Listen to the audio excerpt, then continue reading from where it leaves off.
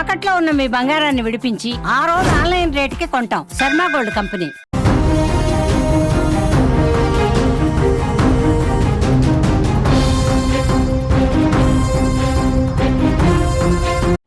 జమ్మూ కశ్మీర్లో ఉగ్రదాడిలో తెలుగు రాష్ట్రాలకు చెందిన 3 పర్యాటకులు మృతి చెందారు.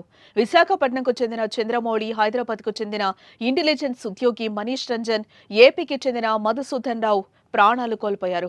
కేంద్ర ప్రభుత్వంలో ఉద్యోగం చేస్తున్న మనీష్ రంజన్ ను ఉగ్రవాదులు కాల్చేశారు. కోఠిలోని ఇంటెలిజెన్స్ సబ్సిడరీ కార్యాలయంలో సెక్షన్ ఆఫీసర్ గా పనిచేస్తున్న మనీష్ రంజన్ ఎల్టీసీలో భాగంగా జమ్మూ కశ్మీర్ పర్యటనకు వెళ్లారు.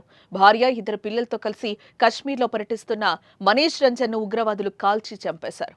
దాడికి ముందు మనీష్ రంజన్ ప్రయాణిస్తున్న ట్రావెల్స్ బస్సును చుట్టుముట్టిన ఉగ్రవాదులు అందులో ప్రయాణికులను కిందకు దింపేశారు.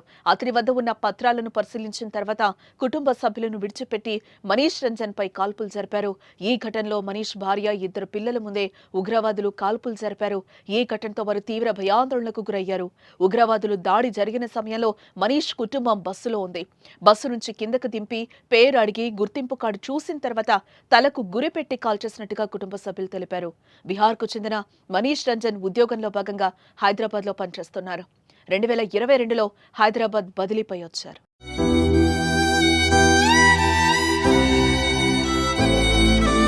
ఇక జమ్మూ కశ్మీర్లో పర్యాటకులపై జరిగిన దాడిలో విశాఖపట్నంకు చెందిన చంద్రమౌళి ప్రాణాలు కోల్పోయారు.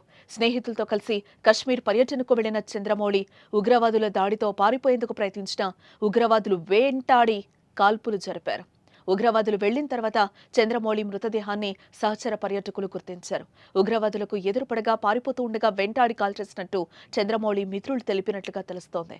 మరోపక్క ఉగ్రదాడుల్లో ఏపీకి చెందిన మధుసూదన్ రావు అనే పర్యాటకుడు కూడా మృతి చెందాడు. ఏపీకి చెందిన మధుసూదన్ రావు బెంగళూరు ఇందిరానగర్లో నివసిస్తున్నారు. బంధువులతో కలిసి కశ్మీర్ పర్యటనకు వెళ్లి ఉగ్రవాదుల దాడిలో ప్రాణాలు కోల్పోయారు.